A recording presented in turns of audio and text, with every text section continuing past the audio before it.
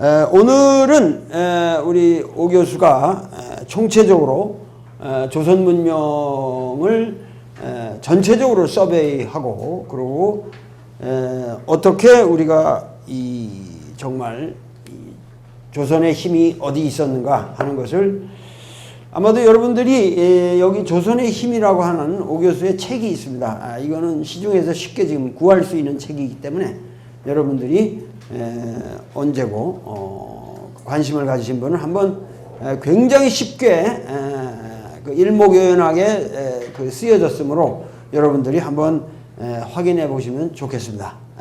그러면은 오늘 강의를 시작하도록 하겠습니다. 한참 더울 때 우리가 공부 시작했습니다. 서늘해져 가지고 제가 전주에서 오늘 좀 아까 올라왔는데도 저고리를 입고 올라와야 됐습니다. 밤에는 추워서 덮고 잡니다. 마지막 시간입니다.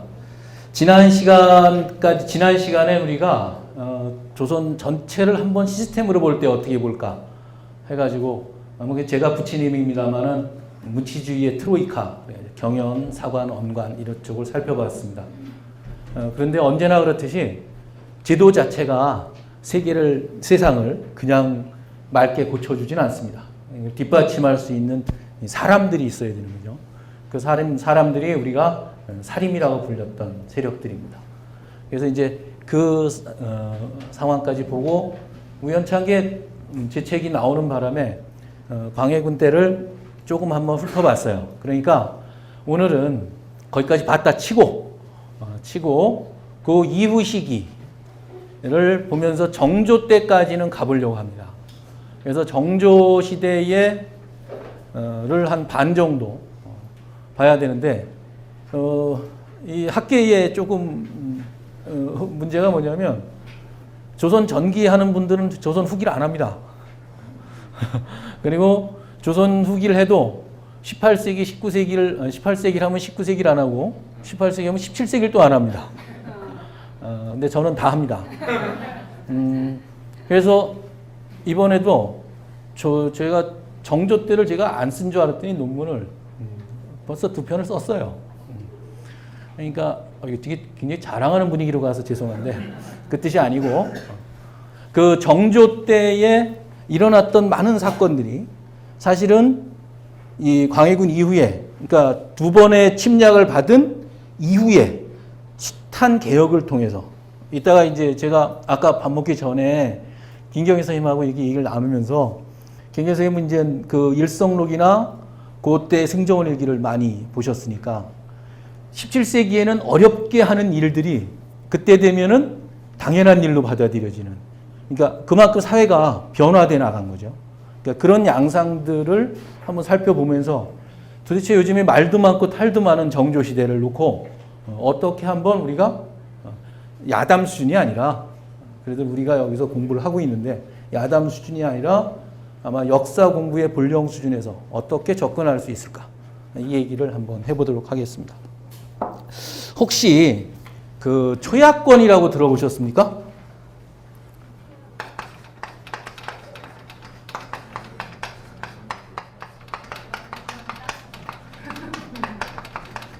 이거 봉건 시대 중세 봉건 시대에 그 영주가 그 자기 봉지 내에 봉신들이 장가를 갈 때 그 신부와 첫날밤을 할 수 있는 권한이라고 그래가지고 도아드 시노아라고 프랑스에 이게 사실인 줄 아셨어요? 다 그렇게 하셨죠. 이거 사실 아닙니다. 중세 봉건이라고 하는 사회를 계몽주 이후에 그걸 다크에이지로 만들기 위해서 만들어낸 대표적인 조작 중에 하나입니다. 이거를 제가 지금 전거를 자크 르코프인지 마르크 블로인지를 제가 못 찾았는데 분명히 하고 그래서 인터넷에 이제 다 알겠지 하고 인터넷을 한번 찾아봤어요. 초야권을. 그랬더니 지금도 많은 네티즌들이 다 중세 시대에 봉건 시대에 이게 있는 줄로 알고 다 써놨어요.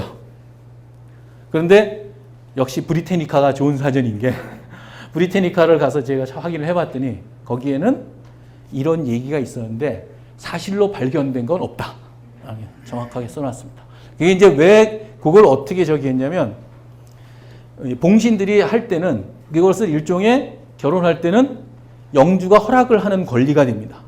그래서 일종의 면세, 세금을 내는 방식으로 그 세금을 매긴 적이 있어요.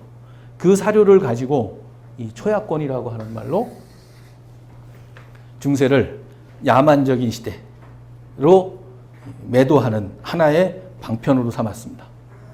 그 의도가 의도적이었는지 아닌지는 모릅니다. 그러나 많은 사람들이 우리들이 중세를 그렇게 이해하게 만든 것만은 틀림이 없습니다. 마찬가지 사건이 이 조선시대에도 벌어집니다. 제가 그 이름은 제가 얘기를 차마 안 하고 제 책에 인용된 게 있어서 뭐라고 썼냐면 말하자면 이 사문난적 시대, 우리가 다룰 17세기입니다. 현종, 숙종 연간의 얘기를 꺼내면서 뭐라고 얘기를 했냐면 책이 현실을 재단하는 시절, 조선의 사대부들은 제 손으로 책을 고르지 못했고 주어진 책은 도무지 버리지를 못했다.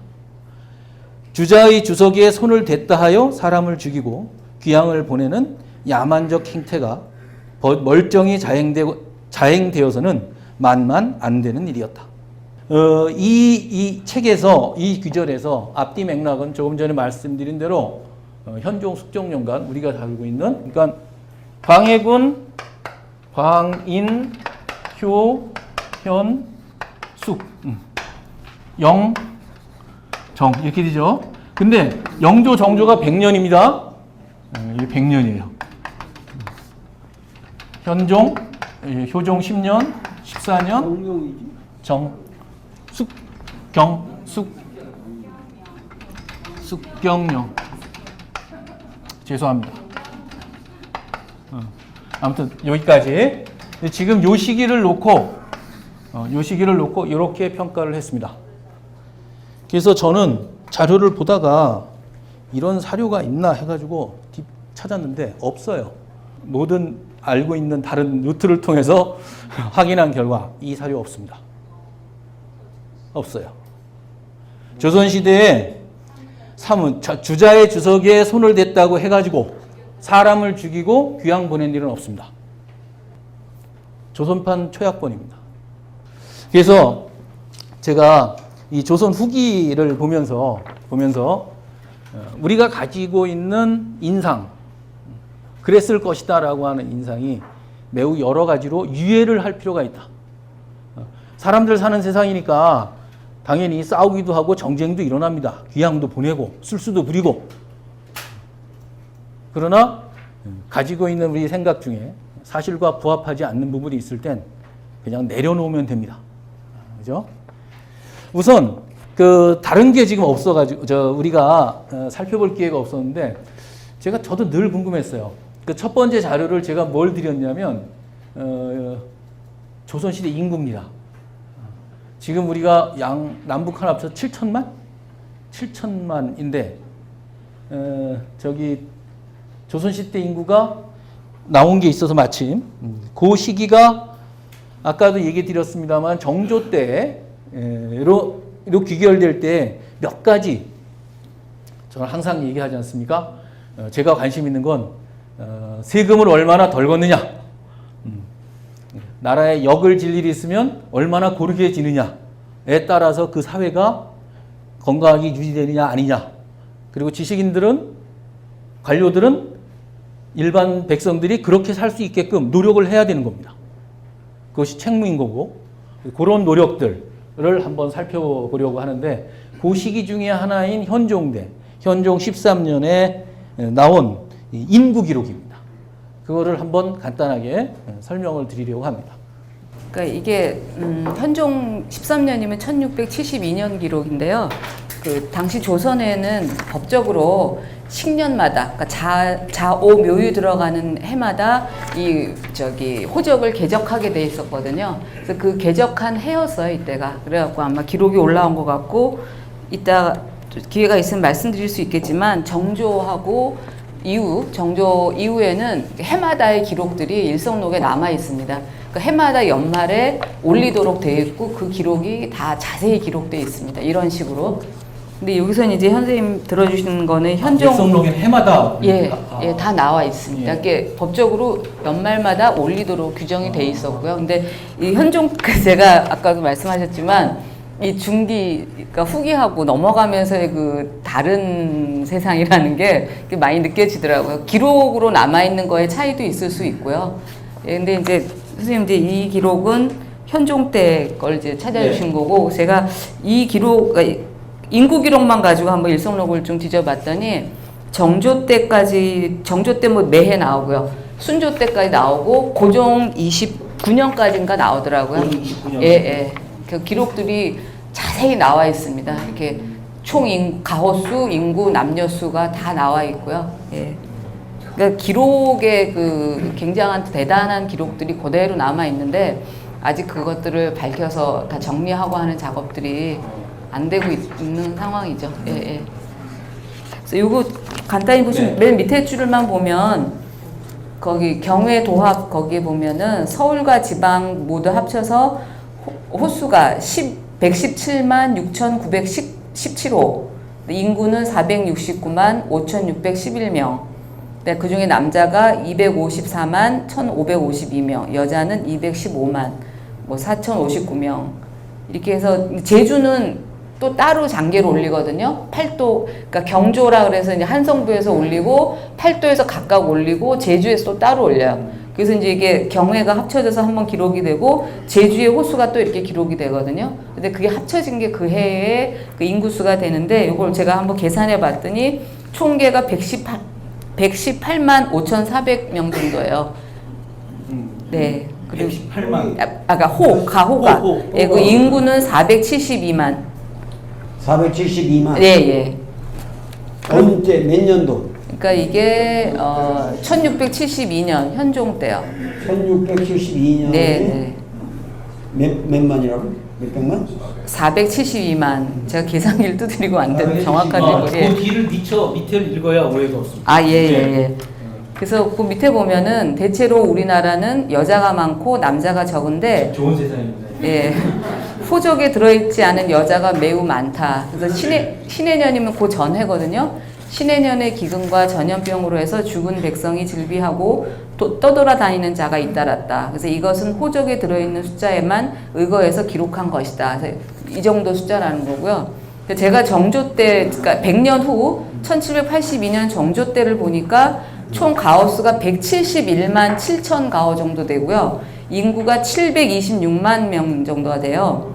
그 다음에 고종 때는 또 100년 후가 돼요. 1892년 고종 29년에 나오는 기록으로는 총 가호수가 줄어요. 157만 5,800 가호 정도로 줄고 인구는 또 663만 몇천 명 정도로 인구나 가호가 오히려 정조 때보다 줄어요. 그러니까 줄어있는 양상이더라고요. 그래서 그걸 뭐 분석해 볼 시간은 없었는데 예. 그런 양상이 보이더라고요. 근데 이게 대강 뭐 맞는 건가? 그렇죠. 그러니까 이게요. 호적을 기준으로 한 거죠. 호적 기준으로 예. 했는데 네. 중종 때 기록에서 1,000만 정도를 예상하거든요. 근데 현종 때 늘지 않았다는 게 그 일반적인 관측이고 이 호적에 빠진 경우 안 들어가 있는 경우가 있어서 이때도 추산은 1,000만 정도로 하는 것 같습니다. 조금 전에 얘기했던 것처럼 요 해 전에 신해년 대기근이 있었는데요. 이거 굉장히 유명한 기근, 조선시대에 가장 컸던 기근입니다. 그래가지고 그 경술 신해년 1670년, 1671년 합쳐서 두 개를 경신대기근이라고 합니다. 이때는 거의 국정이 마비될 정도로 매일 그 진율곡 풀어가지고 그 진율하고라도 죽는 사람들이 늘어서 100만 명 정도가 줄었습니다. 요 전에 이 두 해에 걸친 그 대기근을 지날 때 하고 파악된 숫자가 100만이 줄었습니다. 그래 이 와중에 제가 이제 또 하나 궁금했던 게 뭐냐면 맨날 이 숙종 때 하면은 장희빈만 나와요. 장희빈만. 김혜수 얼굴만 떠오르고 저는 맨날 그렇습니다. 근데 마침 저 선생님께서도 맹자에도 이 세조때를 썼고 우리도 강의에서 세조때를 좀 중심으로 다루었습니다만 제가 한때 궁금해졌습니다. 그러면 도대체 언제부터 사육신이라고 했나? 이게 이제 궁금해졌습니다. 그래가지고 이제 한번 찾아봤습니다. 그래서 찾아본 사료가 있는데 그 선조 그러니까 그로부터 한 150년 뒤에 이 선조 때는 어떻게 이 사육신이나 단종 문제를 처리했나 다루었나 하는 거를 그 간단하게 제가 사료로 이 제시를 해놨는데요. 이때 되면 그때 이제 살아있던 남효원이라는 분이 그 세조 때 육신전을 지어가지고 성종 때 육신전을 지어가지고 남깁니다. 그 책이 이제 돌아요. 우리가 돌듯이 그러다가 이제 선조한테 들어갔습니다. 선조한테 들어갔더니 그걸 가지고 이제 하는 얘기입니다. 선조 9년 때 기록인데요. 주상이 여기서부터 읽겠습니다. 상이 경영관이 아랜 바에 따라 남효원이 지은 육신전을 가져다 보고 삼공을 불러 전교하였다. 이제 이른바 육신전을 보니 매우 놀랍다. 내가 처음에는 이와 같은 줄을 생각지도 못하고 그냥 아랫사람들이 잘못했던 것이려니 했는데 직접 그 글을 보니 춥지 않은데도 떨린다. 지난날 우리 광묘께서, 광묘는 세조거든요. 예, 묘입니다. 그래서 우리 광묘께서 천명을 받아 중흥하신 것은 진실로 인력으로 할 수 있는 것이 아니었다. 그런데 저 남효원이란 자는 어떤 자이길래 감히 문묵을 희롱하여 국사를 드러내어 기록하였단 말인가. 이는 바로 우리 조정의 죄인이다. 예, 여기까지만 한번 볼까요? 이게 150년 지난 뒤에 이게 이제 육신전을 놓고 선조가 금서를 만들고 이게 태워버립니다, 책을. 그래서 못 돌아다니게 얘기합니다. 근데 그럴 만한 게 이때는 왕정이기 때문에 이 선조까지 전부 세조의 후예들이잖아요. 그죠? 문종의 후예가 아니고 세종의 후예입니다. 그러니까 왕조 체제에선 이런 일을 뒤엎기가 무척이나 어렵습니다. 그런데 이때부터 시작을 해서 살인들이 등장을 하면서 남인 서인 가리지 않습니다. 다 이 문제가 부당하다. 아주 끊임없이 문제 제기를 하고 귀향을 가고 반복을 합니다. 그러다가 이게 이루어지는 것이 어떤 방식을 거치냐면 숙종 7년에 1681년입니다. 80년에 이른바 경신환국이 있고 그래서 남인 정권이었다가 서인 정권으로 바뀌죠. 요 환국이 있는데 그 81년에 숙종이 뭐라 그러냐면 정실 왕비소생은 대군이라고 공주라고 부르니까 노산군을 대군으로 부르자 이렇게 제안합니다. 여태까지 이제 현종 때 계속 나왔던 논의를 반영해서 무슨 말씀인지 아시겠죠? 이건 쉽죠? 그러니까 대군은 정실 왕후고 이 빈에서 나온 공주라고 부르고 옹주죠. 이건 다 아시죠? 그래서 이제 요렇게 군에서 대군으로 바꿔줍니다. 그런데 이거는 조금 이상한 게 있는 거예요. 뭐냐면 우리가 전례를 한번 찾아볼까요? 연산군도 군이죠. 그리고 광해군도 군입니다. 근데 광해군은 서자지만 연산군은 윤씨한테서 난 적자입니다.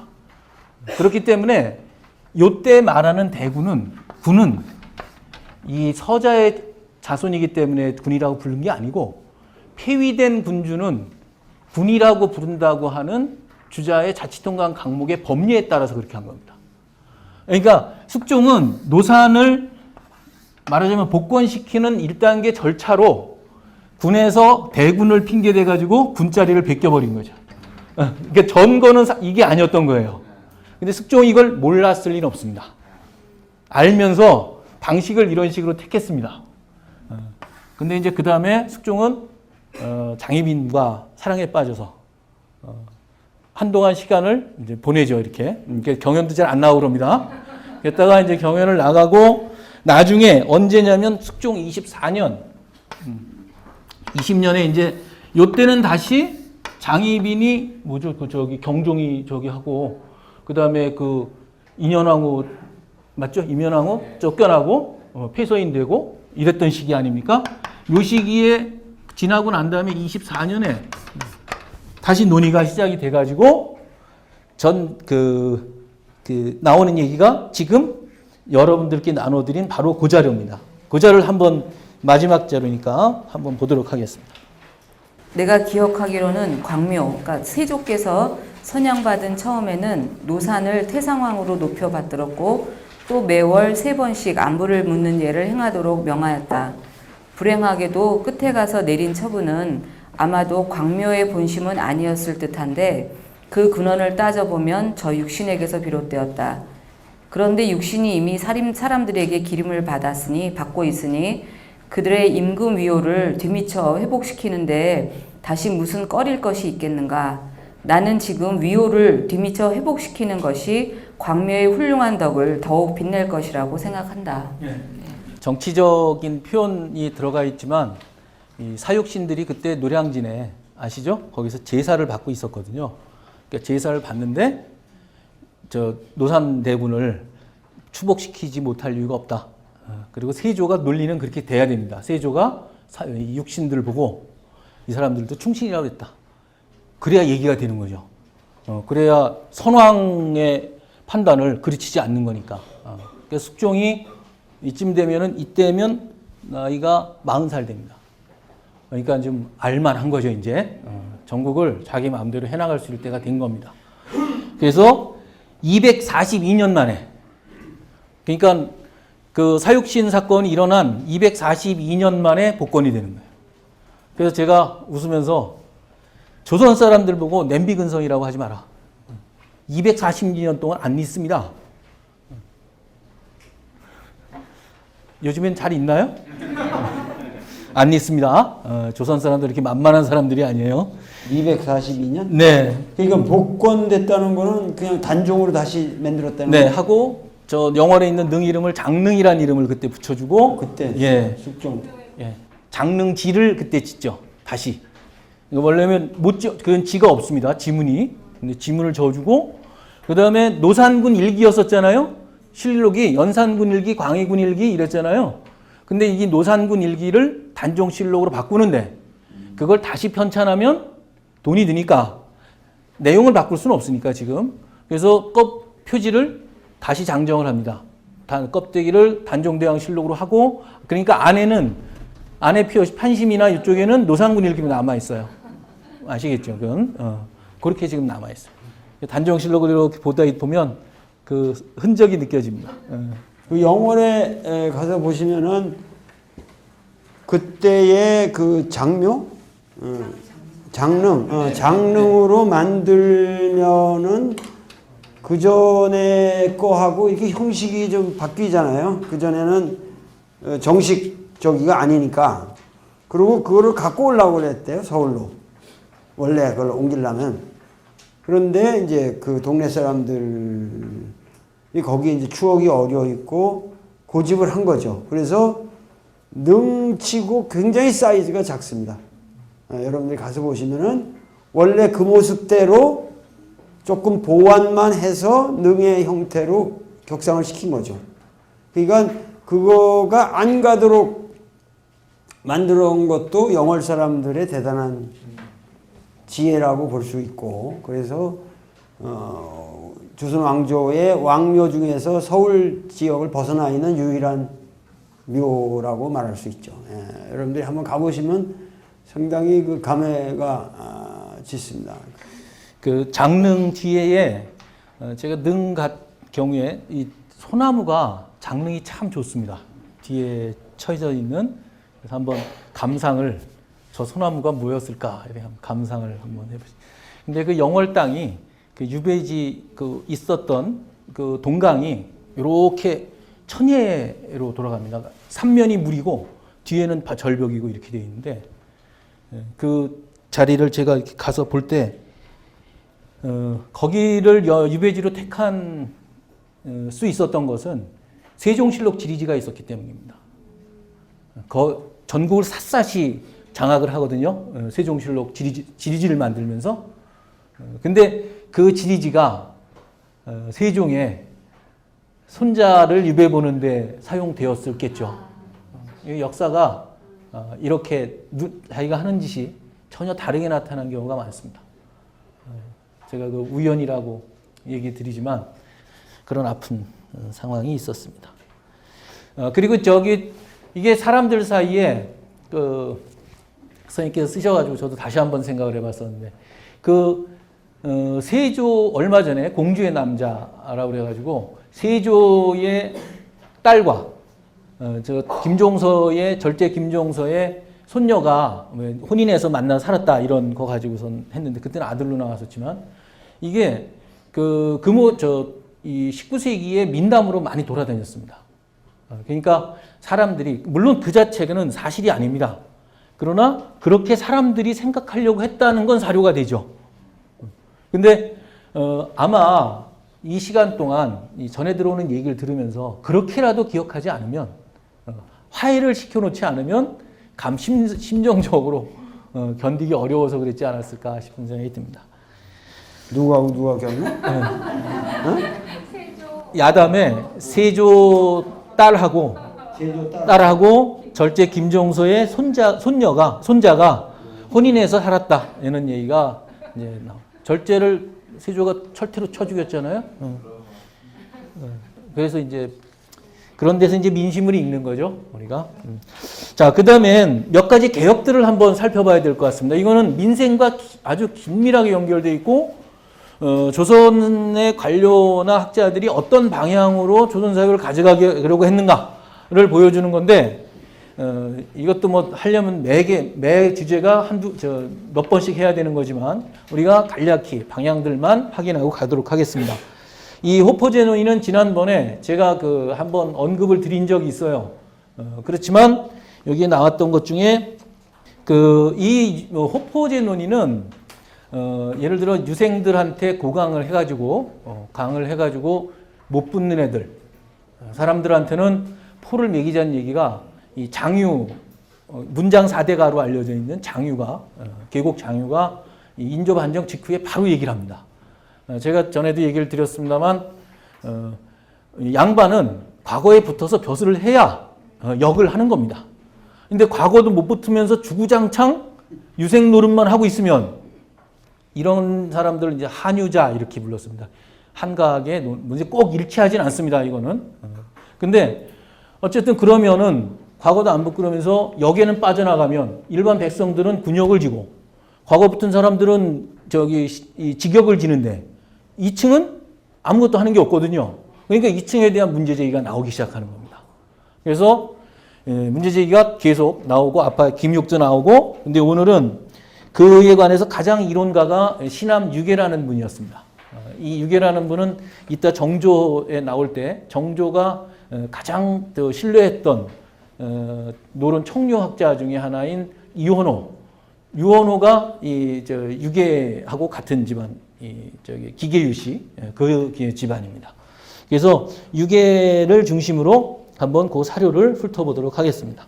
네, 효정실록 효정 10년 2월 8일 기사일이고요. 주상이 대신과 비국의 신하들을 불러서 만나보았다. 그래서 이제 쭉 얘기하다가 유계가 아뢰기를 조정조에는 여러 제위의 인원들이 모두 사족으로 구성되어 있었는데 오늘날은 그렇지 않으니 군적을 고쳐 기록하지 않아서는 안 됩니다. 다만 갑자기 시행하면 반드시 어지럽고 시끄러운 폐단이 뒤따르게 될 것입니다. 군병 중에 도망자, 죽은 자, 그리고 노인, 약자들은 아울러 모두 말끔히 군적에서 지워버려 논하지 말고 이어 사족들에게 포를 거두어 들여서 이들 도망자나 죽은 사람 그리고 노인 그리고 약자의 수요를 보충하면 군역은 자연히 가벼워지고 국가의 재용도 전에 비해 줄어들 염려가 없을 것입니다. 네, 이 내용은 우리 국사 시간에 19세기 가면 삼정문란 그래가지고 군정문란 중에서 족징, 인징, 황구첨정 이런 거 들어보셨죠? 황구첨정이 어린아이들한테 포를 받는 거, 그다음에 족징, 친족들한테 받고 인징, 이 사람들이 도망가면 이웃 사람들한테 받고 이런 폐단들 얘기하는 겁니다. 그러니까 지금 얘기하는 게 이렇게 해가지고 분역을 받지 어차피 못하게 돼 있는 사람들을 족징 인증하지 말고 이제 지방관들은 자기 책임이니까 합니다. 그걸 자꾸 이렇게 이 침탈을 하고 그래요. 그래서 사람들 삶이 불안해지는 거죠. 근데 그런 거 치우고 그걸 대신 어떻게 하자? 이 사족들한테 포를 거두자.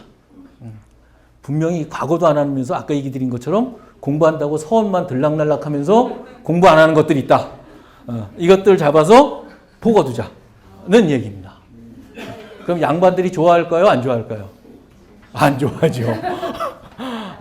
아니 이게 이제 저항에 부딪히는 겁니다. 이런 게. 그래서 이제 이거를 내죠. 이렇게 해서. 그러니까 지금 그 양반들, 그러니까 그 별 볼일하는 양반들한테 세금을 거두자. 군포를 받자는 거죠. 그 포인트는 그거구만. 예. 선생님, 근데 별 볼 일 없는 건 아니고요. 그냥 공부 안 하고 과거 못 붙는.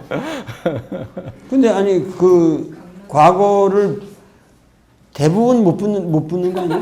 많이 못 붙죠. 예. 뭐 과거를 붙는 사람이 얼마 되나? 예. 붙어, 그 향실에도 붙으면 안 하는 거예요? 아니 그거가 아니고요. 요건 제가 확실하진 않은데 첫 번째 그 장유의 그 계곡집에 실린 거 보면 그 신근한 삼옥 유생 응시지서 이렇게 나오잖아요.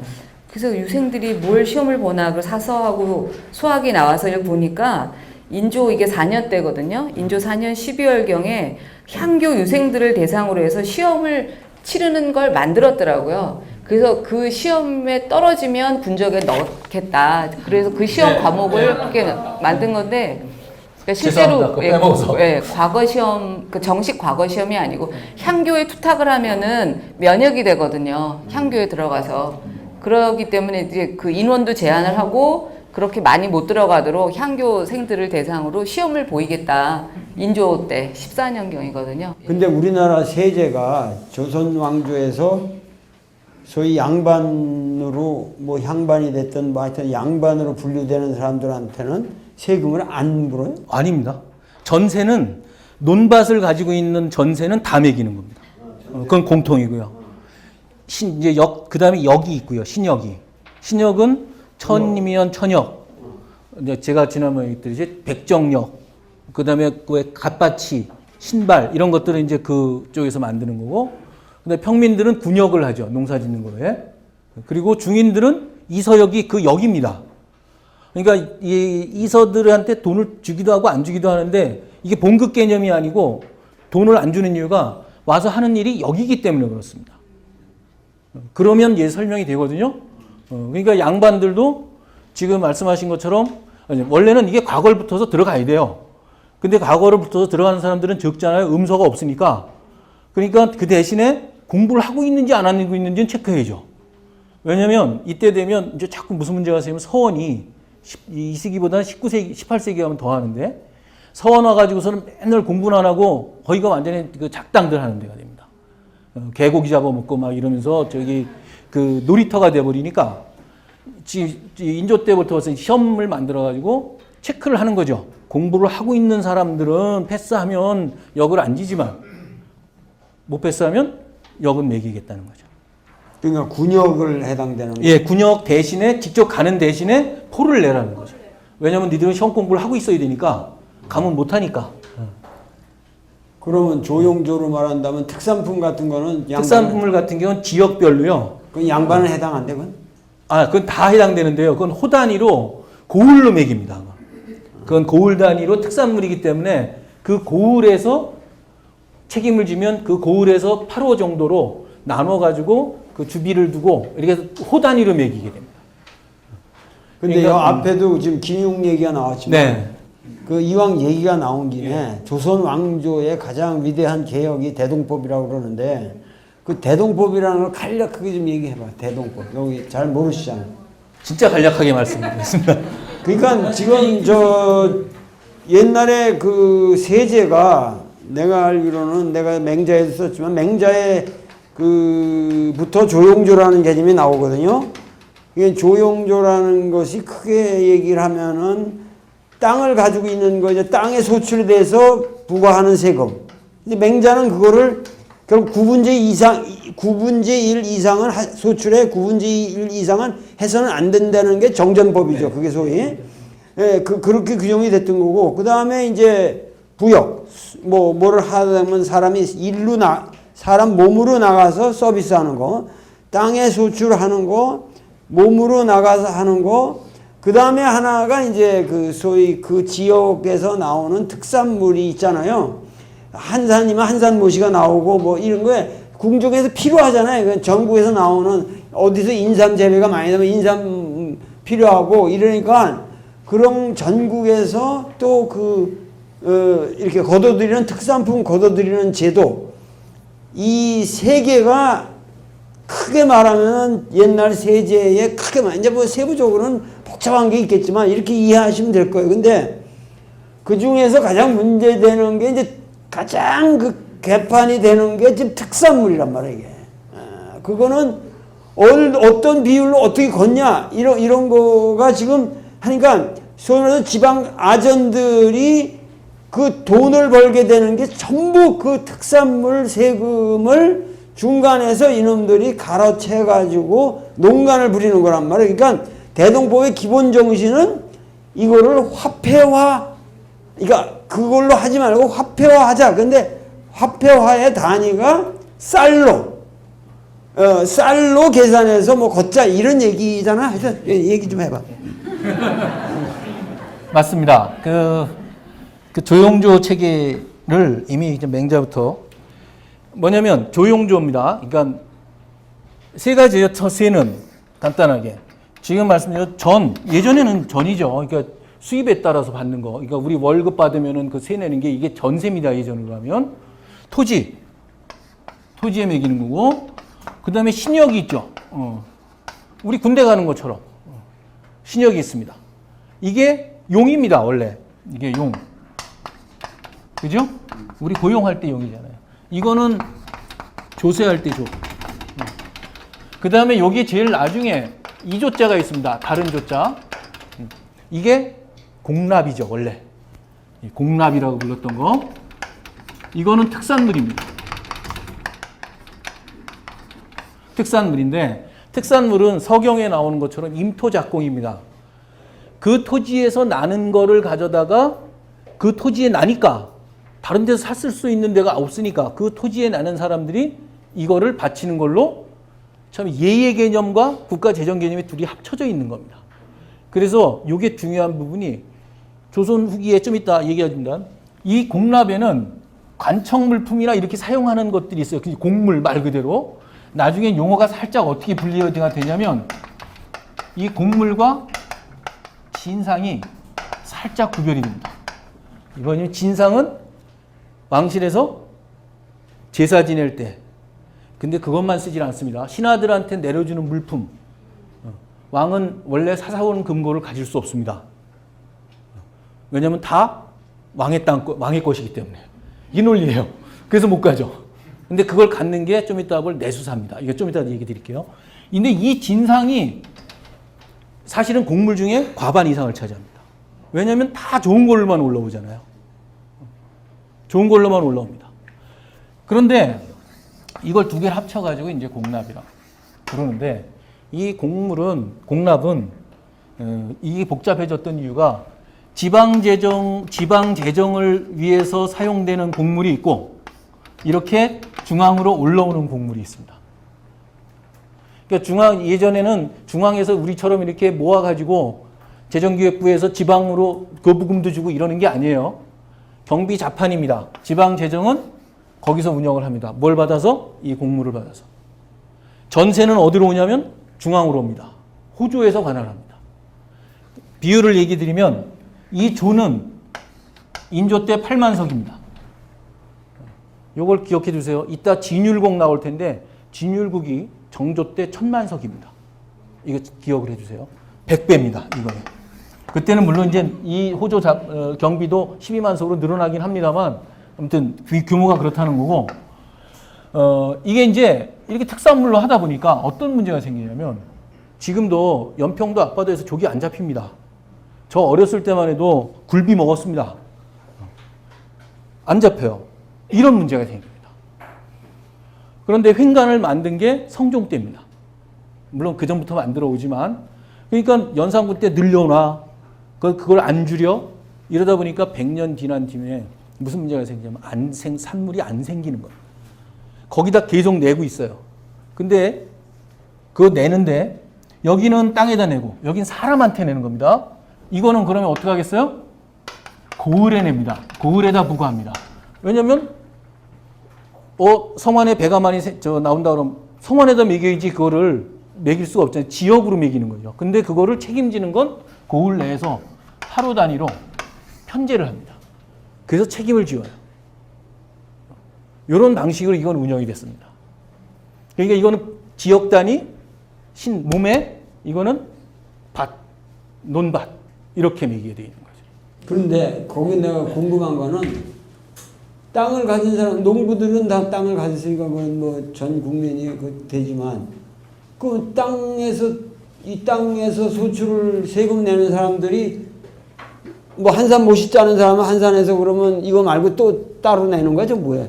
아니, 제가 알기로는 저 대동, 그러니까 이제 초기에 말고 대동법이 생긴 이후로는 전결을 기준으로 내는 걸로 알고 있거든요. 지금 아직 대동법 안 생겼어요. 대동법 얘기 전에? 전에 지금 곡물로 내던 수준. 곡물로 내던 그러니까 시절. 그 인조 이전에 역을 이렇게 해서 많이 내는 데는 역을 면제해 줍니다. 그래서 벌충을 시켜줘요. 그 상황은 제가 자세히 모르는데 내용은 모르는데 특산물을 많이 내면 다른 용을 없애주든지 역을 없애주든지 감해줍니다. 그걸 복호라고 얘기를 하는데 그런 최소한도의 이게 장치들은 해주고 있습니다. 16세기, 15세기 횡간, 15세기 연산군 때까지 횡간이 조금 연구된 게 있는데 이 시기도 횡간은 뭐냐면 명세표예요. 뭘 거둘까? 그게 제대로 된 게 없습니다. 근데 품목은 알 수 있습니다. 이제. 근데 특산물이 안 나오는 지역은 어떻게 해요? 안 나오는 지역은 부과할 수 없습니다. 그거는. 편한데 대신 이거 낼 건 다 내야죠. 낼 건 또 다 내야죠. 이거는 계속 논의가 되면서 조정을 해줍니다. 이 기본 횡간이 있기 때문에 뭘 거둘지에 대한 리스트와 양이 정해져 있기 때문에 그걸 중앙에서 이제 조정을 해주죠. 근데 이제 여기서 문제가 생기는 게 이제 산물이 안 생긴다는 겁니다. 안 생기는데 법엔 정해져 있으니까 조기를 내라고 연평도 주민들은 조기를 내야 되는 겁니다. 그러니까 어떻게 해야 돼요? 이거를 누구한테 사서 내야 됩니다. 사든지 사서 내든지 아니면 사서 내달라고 돈을 주든지 둘 중에 하나입니다.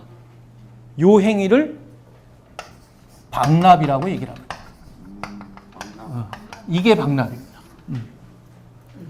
이게 방납인데 원래 이 재정 규모에서 보면 신역이니까 이건 몸으로 하는 거니까 놔두고 이 조와 이 전에 조화의 비율이 어떻게 되냐면요. 이게 1이고 이게 3입니다. 그러면 계산을 해보면 요게 8만 석이면 요거는 24만 석 정도가 돼야 맞아요. 근데 이게 8만 석이 되려고 전세를 거둘 때 이건 조선시대 토지도 아니니까 그냥 기억만 해주세요. 1결당 4두를 거둡니다. 대개 세종 때부터 이렇게 해서 1결당 4두를 거둬왔어요. 그러면 평균 요 1대 3의 비율로 따지면 어떻게 되죠? 여기에서 조에서 곡물을 계산하면 전세로 바꾸면 어떻게 돼야 됩니까? 그렇습니다. 12두가 되어야 돼요. 4두 대 12두가 되어야 돼요. 그런데 이 방납을 하고 있을 때 이 방납을 통해 가지고 농민들이 직접적으로 부담해야 되는 세부담을 계산해 보니까 60 내지 70두입니다. 많은 데는 100두가 넘어요.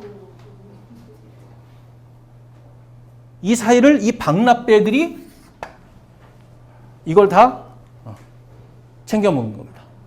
그러니 전세가 4두인데 이걸 이렇게 내려면 어땠겠습니까?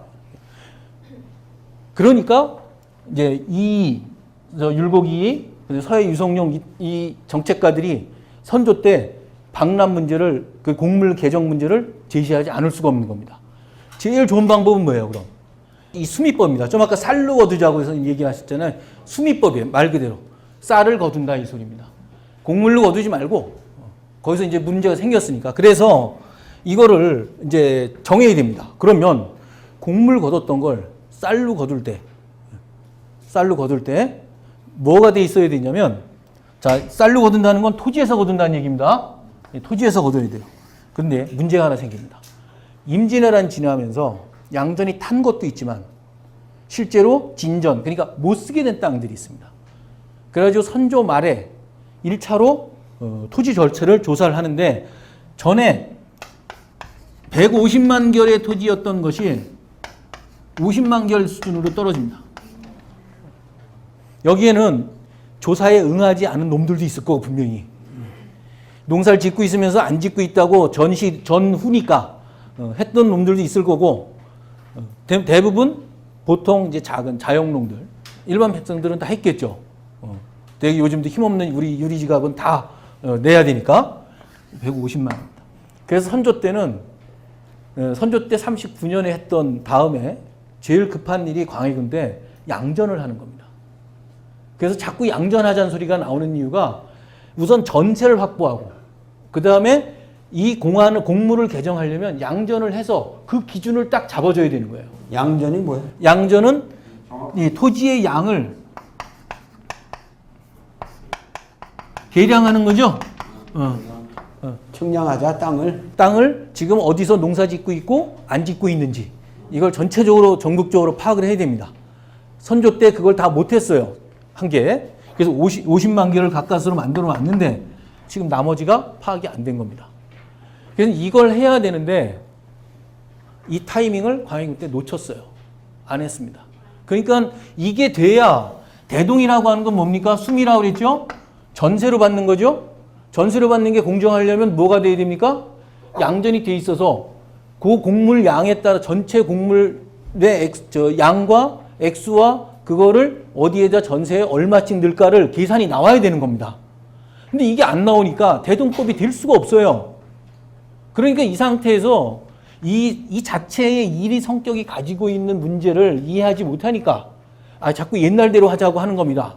복잡하잖아요. 전세로 다 바꿔야 되고 계산해야 되고 이래야 되니까 거기다 궁궐 져야 되는데 자꾸 이 문제까지 겹쳐버리면 궁궐을 질 수가 없잖아요. 제가 그래서 그 얘기를 하는 거예요. 이 문제를.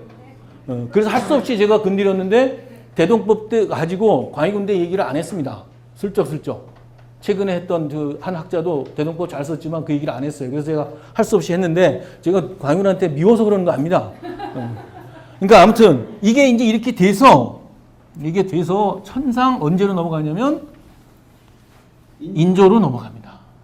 인조 3년이 돼서야 재성청, 마름질 할 때 저 제자에다가 걸성자 있죠? 재성청이라는 걸 만들어요. 곡물을 어떤 방식으로든 덜어줘야겠다. 그럴 때 할 수 있는 방법은 뭡니까? 역시 양전부터 해야 돼요. 근데 3년 만들고 나서 5년에 뭐 터졌습니까? 정묘호란 터졌죠.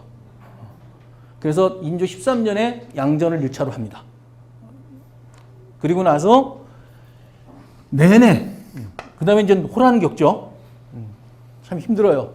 그거 끝나고 난 다음에 김유기, 우리 아까 나왔던 이 잠곡 김유기, 잠곡 김유뿐만 아니라 포저 조익, 이분들이 이제 이 대동법을 반드시 해야 된다고 의견을 모아서 추진을 하죠. 그래서 효종 때에 그 총대를 메고 호서 대동법, 충청도를 중심으로 먼저 관철시켜 나간 게 효종 때 이루어집니다. 그걸 해놓고 이제 호남으로 확대시켜 나가기 전에 잠곡이 세상을 뜹니다. 제가 보기엔 과로사일 가능성이 굉장히 높다 이렇게 생각을 하는데 워낙 이 일에 매진합니다.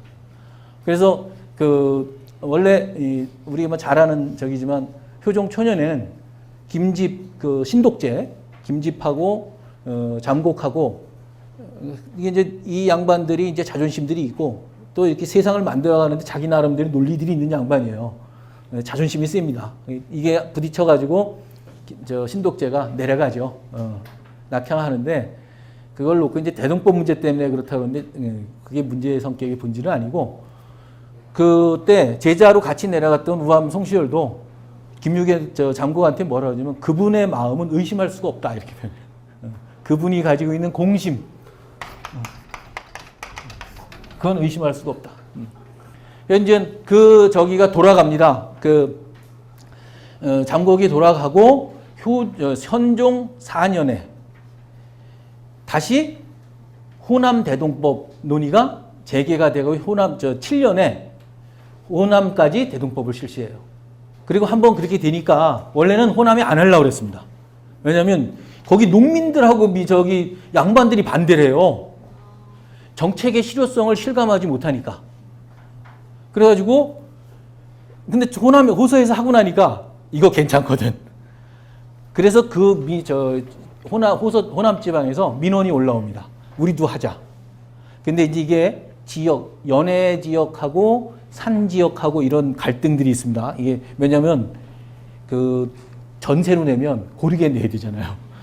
그 얘기는 무슨 말이냐면 우리 안 내던 데가 내야 되거든.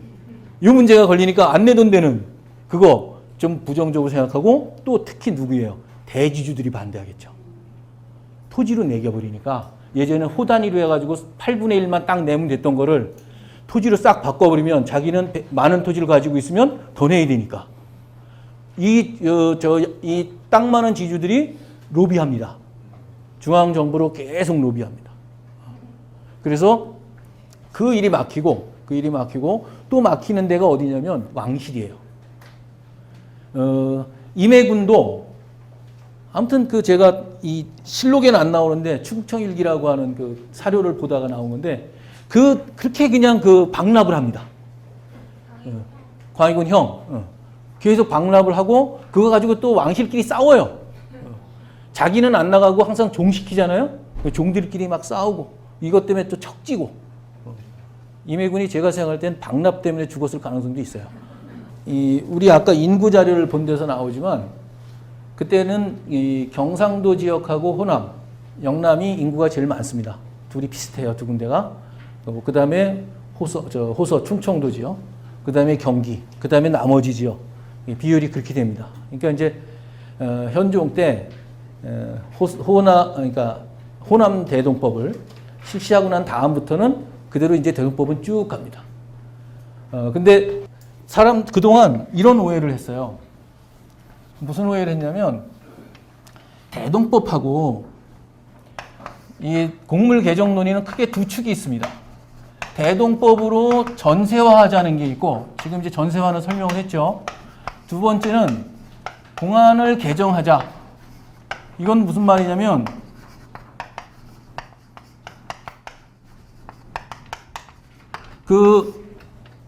공안 아까 제가 얘기 드렸죠. 어떤 품목을 얼마나 거둘 건가 하는 게 들어있는 게 공안입니다.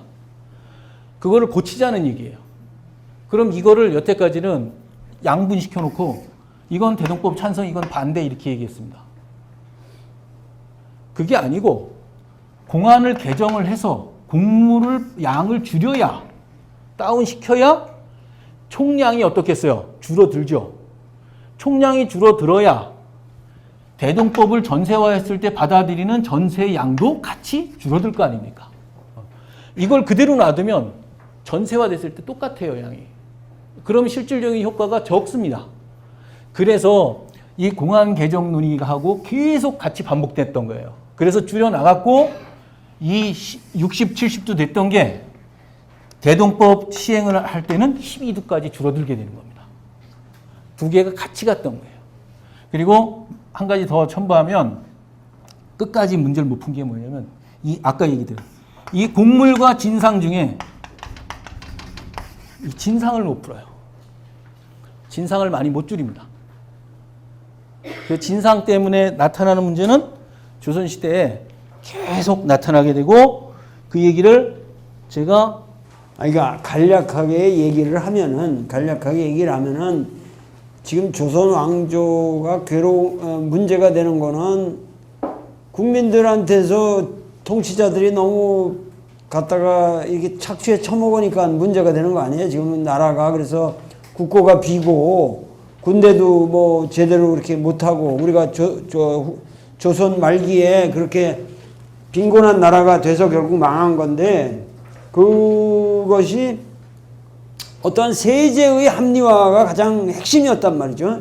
그 문제를 놓고 지금 이 대동법이라고 하는 게, 대동이라는 말은 원래 이 얘기에 나오는 이 따통, 대동이라는 말 아닙니까? 그래서 아주 이상사회를 건설한다는 의미가 있고, 그래서 그 세제를 합리화하자는 것으로 해서 이렇게 진행을 했는데, 이 김육이라는 사람은 상당히 훌륭한 사람이에요. 김육, 그 무슨 김씨냐, 그 사람이? 청풍김 씨. 예? 청풍김 씨. 청풍김 씨. 하여튼 우리 광김은 아니고, 그 김육이라는 사람이 굉장히 훌륭한 사람이에요. 그리고 자기가 실제로 젊었을 때 그 귀양살이를 하면서 뭐 이렇게 실제로 농사를 져가지고 아주 완전 농꾼으로 살았거든요, 그 사람이. 그래서 그거를 알아요, 실제로. 그래서 하루 1년에 일체 딴 이것이 없이 순수하게 농사져서 살아본 경험이 있는 사람이라고. 그래서 그런 걸 해서 영의정 뭐 있고 올라갔기 때문에 이 사람은 목숨을 걸고 한 거죠, 이거를. 대동법만이 이 나라를 살릴 수 있는 길이다. 그랬는데 내가 보기에는 그렇게 해서 난 대동법 하나라도 뭐 해서 나라가 뭐 이렇게 개선이 됐는가? 결국 우리가 지금 정약용이나 이때 내려오면은 구한말에 뭐 삼종의 문란이니 뭐 개판 아닙니까, 이게? 황구라는 게 이제 여러분들 그 참새 이렇게 잡아보면 새끼 깬 거 보면 여기가 뇌래요, 여기가. 저 참새 보시면 여기 노랗습니다. 우리 애들도 이렇게 여기 그때부터 그걸 장정으로 그냥 해가지고 군포를 매겨버리니까. 그러니까 하여튼 그 대동법이 이렇게 됐어도 내가 보기에는 무슨 조선왕조가 대동법으로 해서 뭘 구체적으로 그걸 뭘 근원적인 개혁이라고 말할 수 있는 거야, 이게? 근데요, 지금 요 개혁부터 아까 나타났던 삼정문란이라는 시간이 200년입니다. 이 대동법 개혁을 하고 호포제 개혁을 하고 좀 이따 볼 노비 종무 종량법을 함으로써 그 200년 동안은 살만하게 살아요. 그 자료들을 저희가 또 보여드리려고 합니다. 이 재밌는 일이 생겨났는데, 그전에는 노비는 일천즉 천이든지 종부법 해가지고 아버지가 노비면 노비입니다. 그런데 서서히 노비를 중에서 어머니가 양인이면 양인으로 하자는 논의가 나오기 시작해요. 이 얘기는 가장 중요한 건 양인을 늘려나가면 당연히 국가 재정에도 좋고 사람들 사이의 갈등도 줄어듭니다. 그래서 전반적으로 이제 양인으로 가려고 하는 거죠. 이게 이제 얘기를 제가 하다가 김경현 선생님이 정조 때는 당연하게들 다 생각하고 있는데요, 그랬는데 이 150년 전에는 그렇게 생각 안 했습니다. 그래서 보세요, 현종 때에 자료가 먼저 한번 보실까요? 송자대전, 그러니까 송시열이 63세 때 1669년 때 기록이에요. 또 아래기를 양인이 모역을 따르는 법은 실로 선정신 이이가 선묘조 때 건의하였던 것입니다.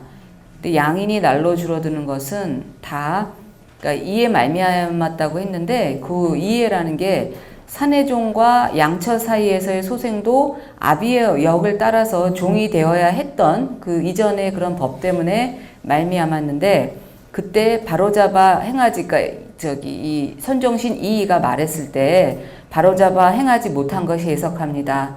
지금 속히 제도를 정해야 할 것입니다. 그 모역을 따른다는 게 무슨 말이야? 자, 아까 제가 영 얘기 드렸죠?